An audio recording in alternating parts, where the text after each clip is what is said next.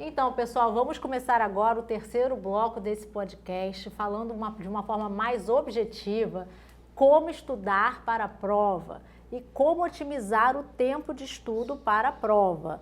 Irene, como estudar para essa prova que tem uma matéria enorme? O que você recomenda? Quais são as suas dicas? A gente precisa ter atenção à bibliografia, né?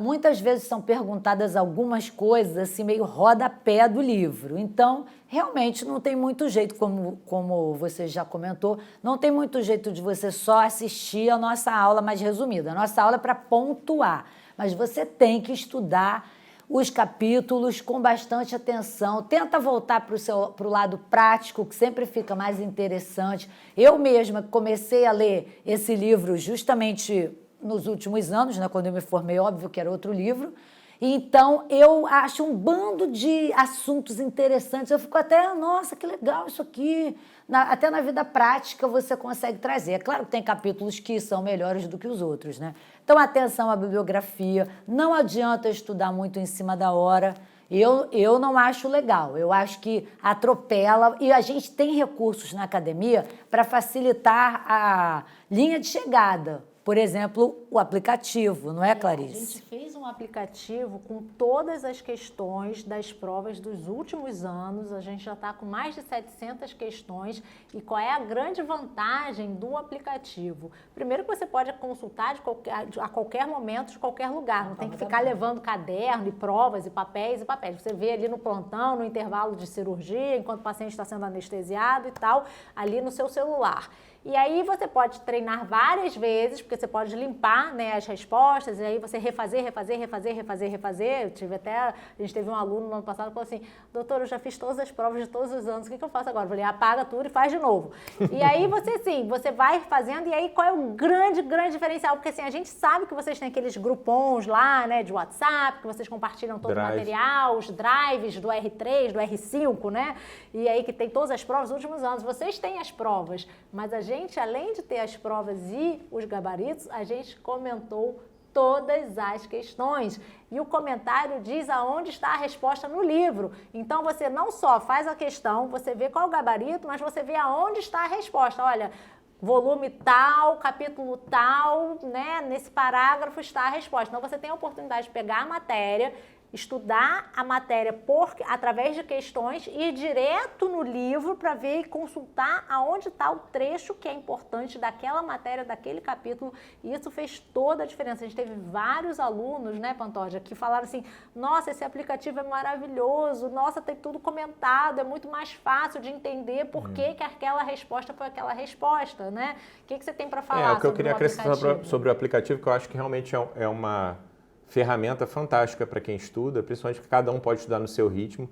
Eu acho que uma outra vantagem enorme do aplicativo, que você ainda não comentou, que você pode estudar por assunto, quer dizer, eu estou estudando só cirurgia da mão, eu posso ranquear, clico lá no aplicativo, questões de cirurgia de mão, questões de cirurgia de fissurado, questões de queimadura. Então você pode estudar por assunto, não precisa fazer a prova inteira para refazer. E além das questões que a gente tem todas comentadas desde a prova de 2016 até os dias atuais, a gente ainda tem questões nossas, que um dos eventos que a gente faz ao vivo é um simulado. Então tem questões inéditas da academia, quer dizer, que na verdade te dá um banco de questões ainda maior até do que da própria sociedade, já que tem várias questões inéditas que são alimentadas ali a cada ano, a gente faz um aporte, um upload novo de questões nesse aplicativo. E aí além do aluno também poder escolher o ano da prova, eu quero fazer a prova do ano tal, eu quero fazer a prova do último ano, eu quero fazer a prova mais antiga. E além de poder escolher também por módulo, né, eu quero fazer só as questões de fissurados, só questões de mama, só as questões de qualquer tema. Eles também têm a opção, né? Vocês têm a opção no aplicativo de fazerem simulados. E aí, como é que é isso? Você entra ali, gerar um simulado. E aí o aplicativo randomicamente pega questões de todos os anos de prova, de acordo com essa estatística de quantas questões mais caem de cada tema, e ele monta automaticamente simulados. Então, para você não ficar assim, eu já fiz todas as provas, eu já sei a questão de cada ano. Aí mistura tudo. E aí você tem que fazer a prova misturada como se fosse realmente um simulado, porque os temas, eles caem de formas, né, semelhantes, mas diferentes ao mesmo tempo, né? Então, assim, também tem essa opção de você ficar fazendo simulado. E aí, assim, falando dica, né?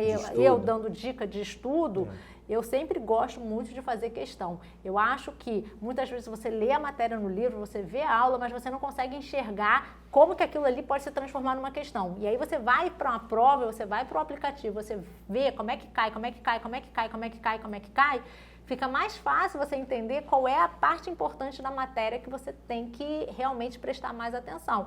E isso faz toda a diferença, principalmente quando você vai fazer uma prova que é cada ano mais difícil, cada ano com questões mais específicas. Então, assim, você já saber como é que aquilo ali é perguntado faz toda a diferença. Exatamente, porque eles raramente repetem a questão, mas o assunto eles repetem. Sim, com certeza. Então, você já vai estar dominando. O que eu falaria de dica para um aluno para estudar uma prova que tem um conteúdo muito extenso, quer dizer, antecedência, como a Irene pontuou, porque eu acho que é importante você ter o tempo de estudar e o tempo de revisar.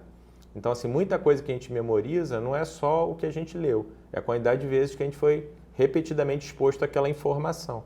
Então, você ter o tempo, né, de revisar e você não ter que... Embora você tenha que ler o livro, como já foi pontuado aqui, o curso não é um substituto ao livro, mas você pode ler o livro uma vez e tem a oportunidade das videoaulas de ver e rever. Você não precisa se preocupar em reler o livro inteiro. Você pode fazer suas anotações quando você estuda o livro, mas você pode ter o tempo de revisão, acelerar essa revisão. Então, você pode ter uma aula de 20 minutos, e se você estudou alguns meses antes, você vê essa aula várias vezes, né? Então, isso é uma vantagem. O que é legal também das aulas, assim, que eu tive de feedback de alguns alunos, é que eles pegavam a nossa aula e eles faziam um resumo daquela matéria pela aula, porque na aula eles sabem o que é o mais importante. Então, assim, você ter a oportunidade de você ver a matéria de uma forma mais resumida e aí você fazer o seu resumo, que assim, é sempre importante também você escrever, porque quando você escreve você acaba, né, aprendendo Cada um memoriza mais, de uma forma, né? E aí, assim, você fazer o seu resumo em cima do resumo. Né? E uma coisa que eu dou de dica também para otimizar tempo de estudo, já que a matéria é muito grande, tem muito capítulo para ler e a leitura, né, nem sempre é tão rápida, as aulas vocês podem assistir no carro, ouvir, né, pelo menos, prestar atenção no carro. Vocês podem acelerar o vídeo para que a aula de 20 minutos passe em 10, né? E aí você vai, né, ouvindo, principalmente quem pega muito trânsito, quem mora numa grande cidade, pega muito trânsito, ou então tá lá, né, até passeando, tá malhando, tá na praia e bota lá o fone de ouvido e fica ali ouvindo a aula. De certa forma, aquele conteúdo ali vai entrar, né? Você pode ouvir, reouvir. A repetição é muito importante para a memorização da informação, isso está provado, não é uma opinião, né? Quem estuda neurociência sabe que o importante é o número de repetições. Por que você sabe o número do seu CPF de cabeça? É porque você já viu aquele número inúmeras vezes. Então, a mesma coisa vale para o estudo, né? Então, ter o tempo de revisar é muito importante. Isso aí, Pantoja, assim, realmente cada pessoa estuda de um jeito, tem gente que gosta de sublinhar o livro inteiro, tem gente que gosta de ver mais as figuras, né? Eu sou, por exemplo, uma pessoa muito visual, eu gosto de ver o esquema, né, do retalho, do desenho do retalho, né? Então, assim, isso para mim faz muito mais diferença do que ler o texto de como fazer o retalho, ver a figura. Cada um tem um jeito, né, melhor de estudar. É sempre bom começar a estudar o mais cedo possível, isso para tudo, né? Não só para uma prova de título, até porque assim, a gente não está aqui só para uma aprovação, a gente está aqui para melhorar a formação geral do cirurgião plástico. O cirurgião plástico que entra e às vezes não tem aquela carga teórica, né, suficiente para depois seguir a vida, né? Porque depois da prova segue a vida, né? A vida prática do cirurgião na prática diária. Então, assim, ter uma noção básica de tudo que é mais abrangente da cirurgia plástica, para você ter uma vivência prática melhor, né? E assim, eu não faço fissurado, mas eu sei que tem que indicar e encaminhar o paciente para um centro de fissurados. Isso faz diferença depois lá na frente no seu atendimento, né? Assim, eu recebo contato, às vezes a gente recebe, a Irene recebe com certeza, Pantoja também, de ex-alunos que falam, olha, um caso assim e tal, isso aqui eu queria encaminhar, né, para o serviço e tal, qual é a orientação? Então, assim, estudar é muito importante, cada forma de estudar, cada um tem uma forma diferente de estudar, mas essa matéria não é uma matéria que você vai estudar e que não vai ajudar em nada na sua vida, né, na sua vida prática. Então, isso é muito importante. E uma coisa que eu acho que é bem importante dentro disso que você está falando é que a gente percebe, né, com contato com residentes do Brasil inteiro, desde que surgiu a academia, que os os centros de formação são muito diferentes, né? Alguns dão muita ênfase numa coisa e o residente não tem contato com nada ou praticamente nada de determinados assuntos. Então ele tem uma visão geral de tudo, mesmo que algo que ele não foi exposto dentro do serviço dele de residência através desse material, também é uma coisa interessante, que melhora, eleva, claro, o conhecimento. Quantas vezes a gente ouviu, né, dos residentes assim, ai, eu nunca tinha visto fissurado, nunca tinha visto crânio facial, mas depois de ver as aulas de vocês, eu até passei a gostar um pouquinho, né, e assim, ajuda, né, é diferente, por exemplo, das aulas de retalho, queimaduras, algo que são coisas mais próximas, né, da realidade, né, do dia a dia do residente, né, da prática clínica, principalmente assim que termina a formação.